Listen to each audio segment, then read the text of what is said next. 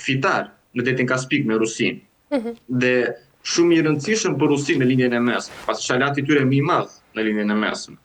Pas Siris, po Siria sot është 50-50, akoma nuk di se ka për të shkuar dhe në fund. Kështu që mund të pritet, për të përgjigjur dhe pyetjes suaj, jo vetëm një ndihmë ushtarake, pas ndihma monetare ruse ka ardhur, siç e dim diku të 2 javë më parë, Rusia ka dërguar mbi 2.5 miliard dollar dhe valutë huaj për të ndihmuar gjendjen e inflacionit që aktualisht po kalon në Irani. Mund të pritet edhe një ndihmë, e cila nuk ishte çuditshme të vinte nga Korea e Veriut. Siç e dim, Korea e Veriut është duke u hapur shumë ushtarakisht, duke u ingranuar në bllokun e BRIC, gjithmonë më shumë. Dhe Irani është një partner i rëndësishëm ekonomik, ushtarak dhe politik për Korenë e Veriut. Kështu që duhet parë fakti që Korea e Veriut, sidomos sot që me programet e saj dhe fillimin e kongresit të partisë që ka filluar ditën e djeshme, kërkon gjithashtu edhe sa më shumë të treqi investime dhe ta nxjerrë vendin nga izolimi. Dhe këto investime, valute huaj, ky ingranim në kontekstin e gjeopolitikës së tyre, ose strategjisë së tyre të mbrojtjes, është të ingranuar në bllokun euroaziatik, i cili përfshin edhe Iranin brenda. Pra rrugët e vjetra që ne shohim në Dafshi.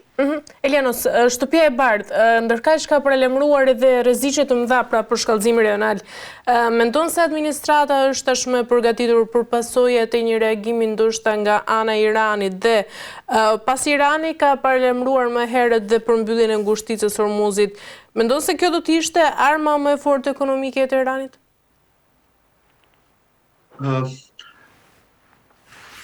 Unë e thashë për sërish, eskalimi, këtu jemi në një situatë që gjendja është 50-50. Pra, eskalimi është diçka fort e mundshme në kontekst aktuale dhe zhvillime në teren.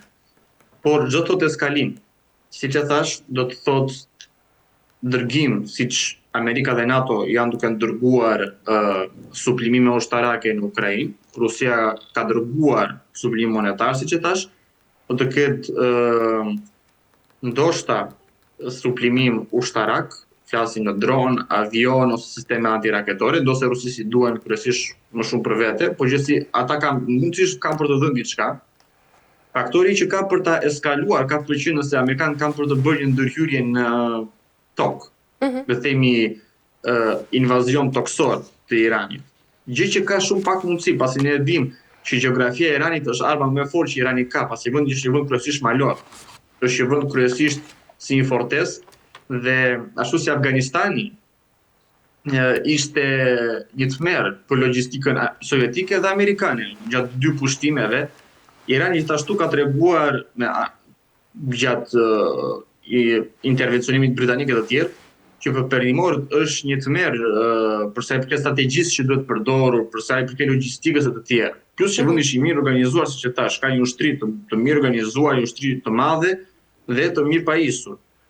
Por faktori huaj, siç e thash, grupet militante në Sudan, në Yemen, në Palestinë, ose edhe në Irak dhe në Siri, në veri të Irakut dhe Sirisë ku ka qenë Shteti Islamik, kanë për ta vështirësuar situatën ose për ta bërë jo aq të lehtë sa amerikanët mund të presin.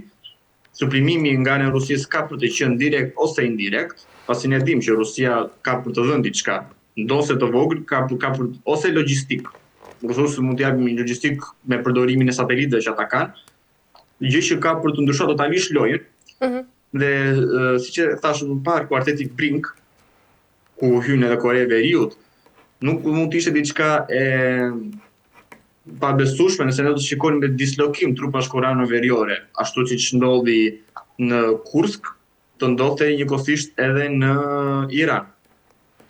Pasi tek e fundi vendet kanë një pasicitet të ngushtë ushtarak, politik dhe ekonomik, dhe Irani është nga pikat kyçe të marrëdhënieve të Rusisë dhe Koreas së Veriut në linjën e mesme siç e përmenda. Sa për eskalimi, nëse do të ndodhi, gjë që në realitetet e sotme është 50-50 siç e thash, ka për të përfshirë gjithë linjën e mesme. Pasi unë e përmenda, që në rastin e Iranit, me shumë mundësi Afganistani ka për të ndërhyrë.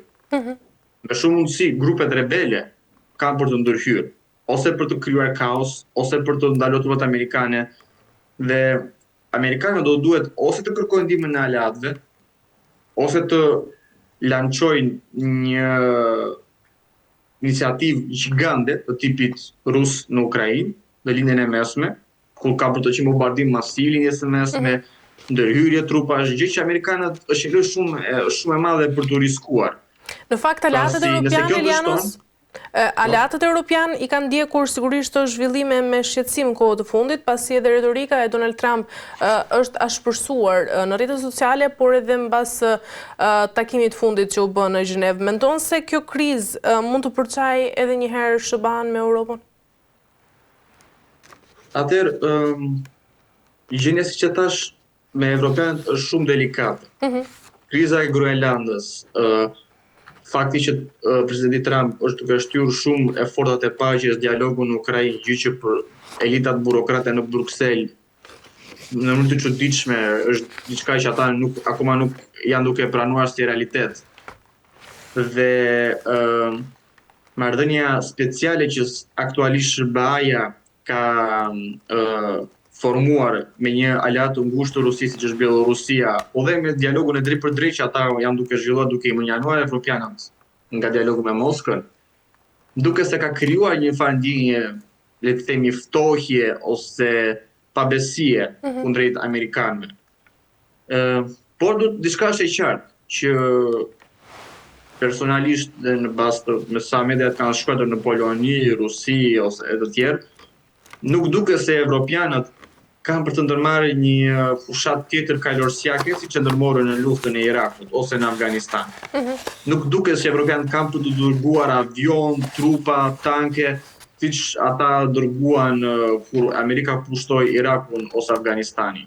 Tentativat janë shumë të dobta, ndoshta Hungaria, Slovakia, ndoshta Polonia, ose vende të cilat janë shumë të ngushta në marrëdhënie me SBA-n, Italia, ndoshta gjithashtu duke qenë se është një vend mesatar, në marrëdhënie shumë të ngushta me SBA-n, mund të dërgojnë diçka, ndoshta suplime të tjerë, por që të marrin pjesë në një iniciativë kaq të madhe ushtarake është, le të themi, gjësat janë shumë të pakta. E qartë. Por që mund të ndodhi. Nëse amerikanët do të bëjnë, siç e thash, kjo është një lojë risku. Pasi ne dim për çfarë kryet presidenti Trump. Ai thotë që gjatë 2 mandateve të tij, ai nuk ka pas asnjë disfat, asnjë turpurim të ushtrisë amerikane, të fuqisë amerikane të tjerë. Donse duhet përmendur se ishte ai që mori vendimin për tërheqjen nga Afganistani, por tërheqja në mënyrë ose për fatin e tij të mirë, u krye nga presidenti Biden, që ne dim se si ndodhi, me thënë që u kthye në një tur për ushtrinë amerikane. Me vi njerëz që kapeshin nëpër avion, shumica armatimi me ulan në Afganistan të tjerë.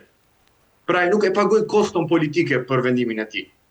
Por në rastin e një eskalimi total në lindjen e mesme, në një tentativë pushtimi toksor të Iranit, në një tentativë, le të themi, eskalimi total të situatës, sigurisht përgjegjësia politike është e tij, pasi ky është viti i dytë i tij në pushtet, ai ka 2 vite të tjerë që do të përgjigjet. Pra, ose ka për të nisur një fushat të gjatë si Rusia sot në Ukrainë, ose si Amerika dikur në Vietnam dhe Afganistan, ose ai duhet të tregohet aq preciz dhe aq direkt në objektivat e tij ushtarake, gjeostrategjike, sa nuk ka për të zgjatur luftën më shumë, pasi ne di që fuqia e amerikanëve është fakti se ata bëjnë luftë të shkurtër, luftë precize. Luftat e gjata kanë